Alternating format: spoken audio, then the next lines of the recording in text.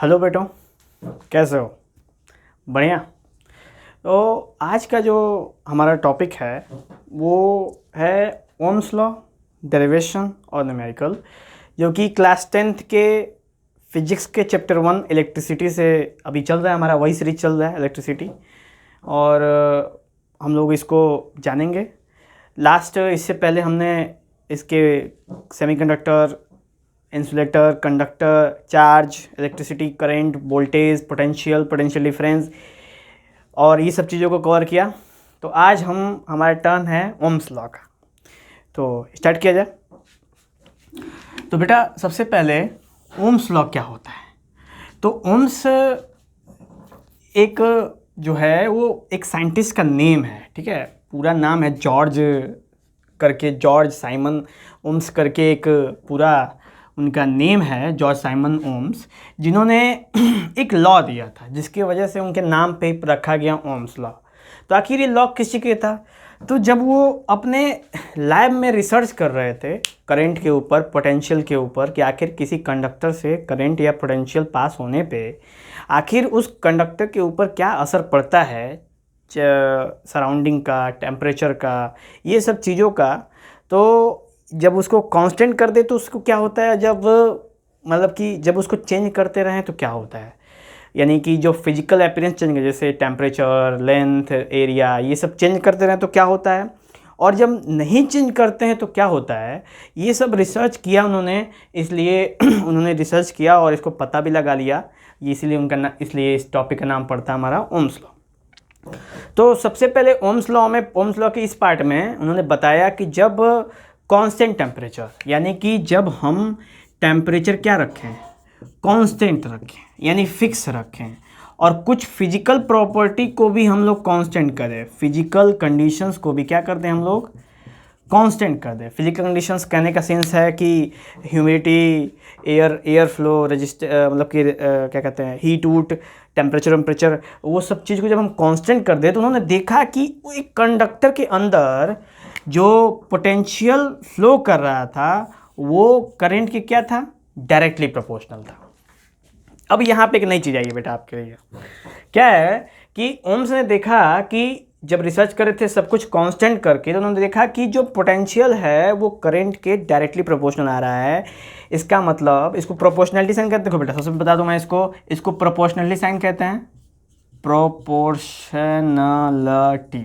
Proportionality sign कहते हैं इसको।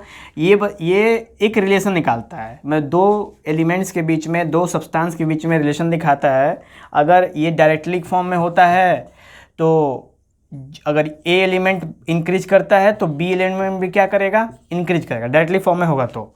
और अगर ये इन्वर्सली फॉर्म में होता है तो अगर ए एलिमेंट इंक्रीज करेगा तो बी एलिमेंट डिक्रीज करेगा। बस यही डिफरेंस है। प्रोपोर्शनली दो तरह का होता है, डायरेक्टली प्रोपोर्शनल और इन्वर्सली प्रोपोर्शनल। डायरेक्टली प्रोपोर्शनल में हमारे दोनों एलिमेंट मतलब आमने सामने होते हैं, और इन्वर्सली प्रोपोर्शनल में क्रॉस के फॉर्म में होते हैं, ठीक है। यही बेसिक डिफरेंस है, बस आपको इतना ही दिमाग में रखना है। इसको नोट कर लेना बेटा, दिमाग में काम करेगा कभी, अगर मान चलो कि आपने स्टार्टिंग करी है इसकी। तो चलो, तो उन्होंने देखा कि भी और आई के बीच में क्या है, डायरेक्टली प्रोपोर्शनल रिलेशन है। इसका मतलब कि अगर भी की वैल्यू हम बढ़ाएंगे तो आई की वैल्यू क्या होगी, बढ़ेगी, और भी की वैल्यू घटाएंगे तो आई की वैल्यू क्या होगी, घटेगी। ये रिलेशन उनको मिला। जब उन्होंने फर्दर इसको आगे बढ़ाया तो भी is equal to R I मिला। आर आई कहने का मतलब, आर एक मिला उनको कांस्टेंट। क्या मिला, कांस्टेंट। और इस कांस्टेंट का उन्होंने नाम रखा रेजिस्टेंस। इस कांस्टेंट का नाम क्या रखा, रेजिस्टेंस नाम रखा उसका। और उन्होंने बताया कि रेजिस्टेंस की जो वैल्यू है वो भी और आई के रेशियो से बनती है, यानी V upon I is equal to R, जिसको हम लोग आगे चल के क्या नाम देते हैं, रेजिस्टेंस। और इस फिनोमेना को कहते हैं, यानी कि कांस्टेंट टेम्परेचर पे जो भी आई के डायरेक्टली प्रोपोर्शनल है, इसी को कहते हैं हम लोग ओम्स लॉ। ठीक है बेटा, समझ में आया ओम्स लॉ क्या है? तो ओम्स ने बोला कि टेम्परेचर को जब कांस्टेंट कर दो, फिजिकल कंडीशन को जब कांस्टेंट कर दो, तो पोटेंशियल उस समय करंट के क्या है, डायरेक्टली प्रोपोर्शनल है। ठीक है, अगर बेटा आपको समझ में नहीं आ रही हो कि आखिर मैं क्या बातें कर रहा हूँ, तो मेरे इससे पहले के जो वीडियोज़ हैं इस टॉपिक्स के, उसको ज़रूर देख लेना, क्योंकि अगर आप उसको नहीं देखोगे तो आपको समझ नहीं आएगा आखिर हो क्या रहा है। ठीक है, तो लाइन से सारे लेक्चर्स देखना, फिर आपको समझ में आ जाएगा कि मैंने ओम्स लॉ में V और I की बात या पोटेंशियल और करंट की बात कहाँ से की है। चलो फिर से आते हैं वापस। उन्होंने बोला V is directly proportional to I। जब प्रोपोर्शनल साइन हटती है ना तो हमेशा एक कांस्टेंट आता है, अब प्रोपोर्शनल साइन हटती है ना तो इज इक्वल टू आता है, इज इक्वल टू के संग एक कांस्टेंट आता है, वो कांस्टेंट यहाँ पे R के फॉर्म में आया है, और उस R को ओम्स ने क्या बोला है, रेजिस्टेंस बोला है। और इसी फिनोमेना को बोलते हैं हम लोग, this is called Ohm's law. इसी को बेटा हम कहते हैं ओम्स लॉ कहते हैं। ठीक है, समझ लेना, वो ओम्स लॉ यहाँ से है। तो अब ओम्स लॉ तो हो गया और हमारे सामने एक रिलेशन भी आ गया। अब इस रिलेशन के बारे में जानेंगे, आखिर रेजिस्टेंस क्या है, आखिर ये कांस्टेंट रेजिस्टेंस क्या है। तो रेजिस्टेंस शब्द से ही पता चलता है, अगर उसका हिंदी मतलब निकालो तो अवरोधक, इंग्लिश में क्या कहें इसको, सॉरी हिंदी में अवरोधक, यानी कि रोकने वाला। रोकने वाला क्या चीज़, रोकने वाला क्या चीज़ का अवरोधक है वो। तो जैसा कि हम सब कुछ इसको पढ़ रहे हैं किस में, इलेक्ट्रिसिटी में, तो ये क्या रोकेगा, इलेक्ट्रिसिटी रोकेगा। यानी रेजिस्टेंस एक ऐसा कांस्टेंट है जो V और I का रेशियो से निकलता है, और इसको ओम्स लॉ भी कहते हैं। और ये रोकता किसको है, ये रोकता है आपके इलेक्ट्रिसिटी को, यानी कि करंट को रोकता है ये। ठीक है, फ्लो ऑफ करंट क्या कर देता है, स्लो कर देता है। ओके बेटा, समझ आया। आगे इसके कांस्टेंट के बाद अब इसका SI यूनिट की बात करें, रेजिस्टेंस है तो SI यूनिट ऑफ रेजिस्टेंस क्या होगा, SI यूनिट ऑफ रेजिस्टेंस होगा, V का क्या होता है, V का होता है वोल्ट, और I का क्या होता है, I का होता है एम्पियर। तो इसका यूनिट बनता है वोल्ट अपॉन एम्पियर। लेकिन जैसा कि इसको ओम्स ने अपने बहुत ही मेहनत करके बनाया था, और सारे फिजिक्स के सोसाइटी ने इनको मिलके गॉड ऑफ ऑनर दिया, तो उस ऑनर के अंदर उन्होंने वोल्ट अपॉन एम्पियर के जगह पे कहा कि इसको हम ओम बोलेंगे। क्या बोलेंगे, ओम बोलेंगे, ओम। तो ओम है SI यूनिट ऑफ रेजिस्टेंस, तो हमको वोल्ट अपॉन एम्पियर भी ये SI यूनिट ऑफ रेजिस्टेंस है, और ओम भी SI यूनिट ऑफ रेजिस्टेंस है, जिसको हम इस सिंबल से दिखाते हैं। कहीं आप सिंबल ये देखे होंगे, इस सिंबल को ओम सिंबल कहते हैं, और इसको ऐसे दिखाते हैं। ठीक है बेटा, तो दो बातें होंगी यहाँ पे। ओम्स लॉ क्या होता है, at constant temperature potential directly proportional to current, this is called Ohm's law. ये ओम्स लॉ हो गया। अब डेरिवेशन क्या है, तो V directly proportional to I, V is equal to RI, और R is equal to V upon I। ये हमारा डेरिवेशन हो गया, और हमने ये फॉर्मूला निकाल लिया। तो डेरिवेशन में हमको फॉर्मूला में निकला R is equal to V upon I, जो कि एक इम्पॉर्टेंट फॉर्मूला है रेजिस्टेंस को निकालने के लिए। ठीक है बेटा, समझ में आ गया, कोई दिक्कत ओम्स लॉ में समझने में? तो हम इसके आगे वाले पार्ट में पढ़ें, यानी कि इसको समझने की कोशिश किया जाए कि आखिर ये है क्या। तो चलते हैं हम लोग आगे, इसको नोट कर लेना बेटा, ये एग्जाम के पर्पज से भी इंपॉर्टेंट है। ओम्स लॉ पूछता है अक्सर पेपर में।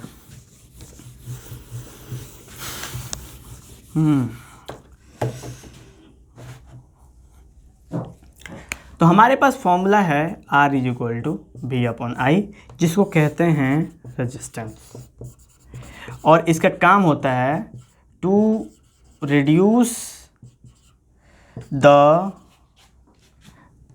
Current in a circuit. Resistance क्या करता है, किसी भी सर्किट के अंदर जहाँ भी ये रहता है वहाँ पे करंट के स्पीड को सर्किट में क्या करता है, स्लो कर देता है, कम कर देता है, जिससे वहाँ से करंट बहुत ही स्लोली पास करता है। ठीक है, तो इसको कहते हैं रेजिस्टेंस।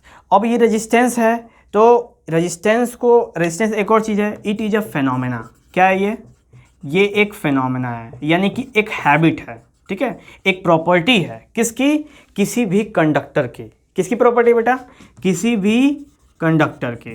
यानी कहने का मतलब, अगर कोई कंडक्टर अपने अंदर से जल्दी जल्दी करंट फ्लो करा रहा है, इसका मतलब उसका रेजिस्टेंस क्या है, कम है। और अगर कोई कंडक्टर बेटा धीरे धीरे करंट फ्लो धीरे धीरे मतलब कि करंट को फ्लो करा रहा है, इलेक्ट्रिसिटी को फ्लो करा रहा है, इलेक्ट्रॉन को धीरे धीरे फ्लो करा रहा है, इसका मतलब रेजिस्टेंस हाई है। यहीं से पता चलता है रेजिस्टेंस, यानी कोई भी कंडक्टर अगर जिसके अंदर से करंट एकदम आसान से फ्लो कर रहा है, इसका मतलब लो रेजिस्टेंस। और अगर कोई भी कंडक्टर इसके अंदर से बहुत धीरे धीरे करंट फ्लो कर रहा है तो उसको बोलेंगे हाई रेजिस्टेंस आपका मतलब कंडक्टर। ठीक है, तो रेजिस्टेंस एक फिनोमेना है, एक हैबिट है किसी भी कंडक्टर की जो बताता है कि कंडक्टर कैसा है, गुड इलेक्ट्रिसिटी फ्लो करने वाला कंडक्टर है कि लेस इलेक्ट्रिसिटी यानी बैड इलेक्ट्रिसिटी फ्लो करने वाला कंडक्टर है। और इसी बेसिस पे हम मटेरियल को भी डिवाइड कर देते हैं। तो जो अच्छा फ्लो कराते हैं मतलब कि जिसके अंदर रेजिस्टेंस कम होता है उसको बोलते हैं गुड कंडक्टर, आज जिसके अंदर रेजिस्टेंस की वजह ज़्यादा होती है उसको बोलते हैं थोड़ा थोड़ा बैड कंडक्टर। तो यहाँ से इस बेसिस से भी हम मटेरियल्स को डिवाइड कर सकते हैं कि कौन सा मटेरियल अच्छा कंडक्टर है, कौन सा मटेरियल थोड़ा सा बुरा कंडक्टर है। ठीक है, चलो तो आ जाओ वापस। तो रेजिस्टेंस एक फिनोमेना है, तो आखिर इसके अंदर कोई तो होगा जो एक काम करता होगा। तो इसके लिए साइंटिस्टों ने मिलकर बनाया एक डिवाइस। क्या बनाया बेटा? एक डिवाइस जिसको कहते हैं क्या? रजिस्टर। क्या बोलते हैं इसको? रजिस्टर, जिसका सिंबल है ये, जिसको मैंने अभी इससे पहले वाले पार्ट में आपको बता के दिखाया था। ठीक है, जिसका सिंबल है हमारा ये, और इसको हम आर से रिप्रेजेंट करते हैं रजिस्टर को। और ये सॉरी डिवाइस हो गया, डिवाइस है। ठीक है, डिवाइस। अब व्हाट इज रजिस्टर? तो रजिस्टर कहेंगे it is a device which is use to stop the या which is use to slow down the current. यानी इसका इसलिए यूज करते हैं ताकि करंट के स्पीड को, करंट के वैल्यू को क्या कर दें? स्लो डाउन कर दें। तो ये एक डिवाइस है। और किस प्रॉपर्टी है? फिनोमेना क्या है? Phenomena resistance. रेजिस्टेंस एक ऐसा फिनोमेना है जो इंटरनली किसी भी कंडक्टर को या तो गुड या तो बैड उसके चार्ज के मोशन पे यानी इलेक्ट्रॉन के फ्लो के हिसाब से बताता है। अगर अच्छा इलेक्ट्रॉन फ्लो कर रहा है तो गुड, कम इलेक्ट्रॉन फ्लो कर रहा है तो बैड। सिंपल। ठीक है, चलो समझ में आया बेटा ये वाला कंडीशन? तो यहीं से केजीएफ चैप्टर 2 देख लो, शायद 1 में ही है। KGF chapter 1, if you are bad I am your dad. ठीक है, that's not, don't take it personal. मैं आपको पर्सनल नहीं बोल रहा हूँ, एक बस जस्ट सपोज एक टैगलाइन याद आ गई थी, एक डायलॉग याद आ गया था, चिपका दिया मैंने। ठीक है, नेक्स्ट समझ आया बेटा ये? तो ये है आपका ओम्स लॉ। इससे पहले बताया है, डेरिवेशन बता दिया है, और रेजिस्टेंस भी बता दिया है, एक फिनोमेना है, और रजिस्टर क्या है? एक डिवाइस है। दिमाग में बेटा ये नोट करना, रेजिस्टेंस क्या है? एक फिनोमेना, और रजिस्टर क्या है? एक डिवाइस। ठीक है, और उसका फॉर्मूला क्या है निकालने का? ये। तो आपको सामने ये तीनों चीज़ हो गई, इसको भी आप नोट कर लो, मेंशन कर लो। ठीक है, क्योंकि ये भी इम्पोर्टेंट है। अब मेन चीज़ आती है बेटा न्यूमेरिकल। न्यूमेरिकल बहुत इंपॉर्टेंट है क्योंकि इस पर न्यूमेरिकल्स भी आते हैं। देख लो न्यूमेरिकल, फॉर्मूला यही रहेगा, फॉर्मूला के अंदर कोई चेंजिंग नहीं रहेगी।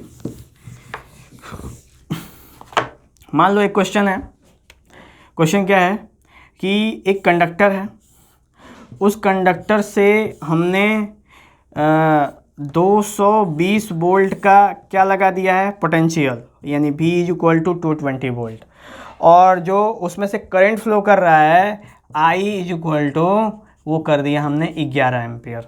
ठीक है, यानी करंट जो है वो 220 वोल्ट जा रहा है और जो I है यानी जो लोड है वो 11 एम्पियर है। तो जानते हो एक एग्जांपल इसका बेस्ट क्या है? जो होम है हमारा, जो हम लोग का घर होता है उसमें जनरली 10 से 15 एम्पियर का लोड होता है लगभग। अगर हम बहुत हैवी अप्लायंसेस ना चलाते हों, अगर हम AC OC का उपयोग ना करते हों हैवी अप्लायंसेस का, तो हमारे घर का जनरल लोड होता है 10 से 15 एम्पियर के बीच में। इतना ही हम करंट का कंजम्पशन करते हैं। पोटेंशियल 220 वोल्ट होता है, ठीक है, लेकिन करंट कंजम्पशन इतने एम्पियर का ही होता है। इससे ज़्यादा करेंगे तो क्या होगा कि हमें हैवी अप्लायंस लगाने पड़ेंगे। ठीक है, या तो फिर कोई कारखाना बैठा लो, कारखाने जो होते हैं ना बड़े बड़े प्लांट्स, उसके अंदर हैवी एम्पेयर प्रयोग होते हैं क्योंकि उसके अंदर जो करंट जो डिवाइसेस होते हैं ना बहुत हैवी होते हैं, उसके अंदर सब कुछ हैवी लगा होता है, तो इसलिए वो अधिक। लेकिन ये जनरली जो मैंने आपको ये ऐसे दे दिया ना, ये होम्स जनरली किस में यूज होते हैं? होम्स यानी होम अफेयर्स में इसका प्रयोग होता है सबसे ज़्यादा। तो अभी हम यहाँ से निकाल लेते हैं बेटा कि कितना रेजिस्टेंस होगा। तो रेजिस्टेंस निकालने का फॉर्मूला है R = V/I। तो V कितना है? 220। I कितना है? 11। 11 दूना 20, ये हो गया 20 ओम। यानी हमारे घर का जो रेजिस्टेंस है ना, लोड रेजिस्टेंस है, वो कितने का है? 20 ओम। यानी ये बताओ कि हमारे घर में बहुत सारे डिवाइसेस लगे होंगे, लगे होंगे, उन सबके अंदर कंडक्टर होगा। कंडक्टर होगा तो इलेक्ट्रॉन फ्लो करते होंगे, जाहिर सी बात है करते होंगे।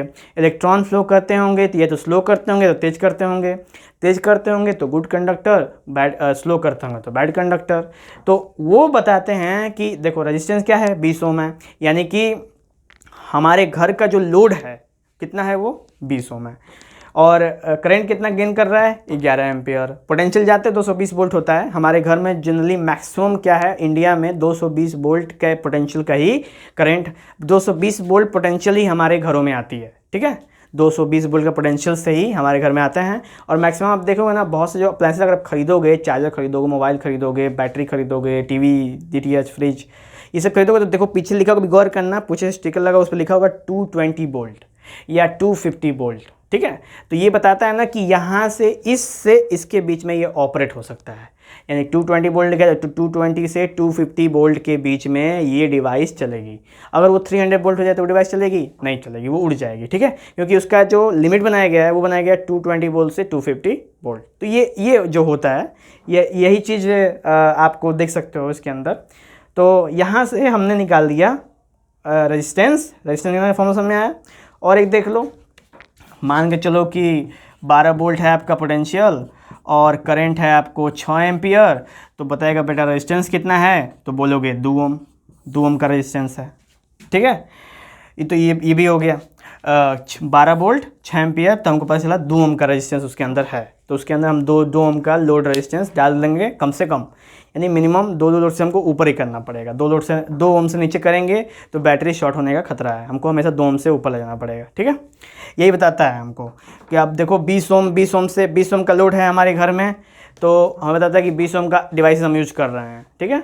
2 ओम का लोड उस पर है, 2 ओम के डिवाइसेस हम आराम से 2 या 2 से ऊपर हम आराम से कर सकते हैं, कोई दिक्कत नहीं हमको। ओके, समझ में आया बेटा आप लोगों को, कोई दिक्कत? तो ऐसे करके ये ओम्स लॉ ख़त्म। कुछ न्यूमेरिकल्स हो गए आपके सामने मैंने दिखा दिए। कुछ न्यूमेरिकल्स आप अपने साइड बुक का भी हेल्प ले सकते हो, चाहे आप एस्टन यूज करो, कार्डोवा यूज करो, NCERT यूज करो। आप उसके अंदर क्वेश्चंस ऐसे देख सकते हो, थोड़ा सा अच्छे क्वेश्चंस भी उसमें देख सकते हो, उसकी आप सॉल्व करना। कोई दिक्कत होगा तो मैं आपको हेल्प करूँगा। आप बताना क्या क्या प्रॉब्लम है, प्रॉब्लम को कमेंट बॉक्स में पिन कर देना, मेंशन कर देना, तो फिर मैं आपको वो प्रॉब्लम को सोल्यूशन आपको बता दूंगा किसी एक अगले वीडियो, चाहे कोई शॉर्ट्स बना के आपको दिखा दूंगा, ठीक है बेटा। तो चलते हैं हम लोग, हमारा ये वाला टॉपिक समाप्त हो गया। जय हिंद।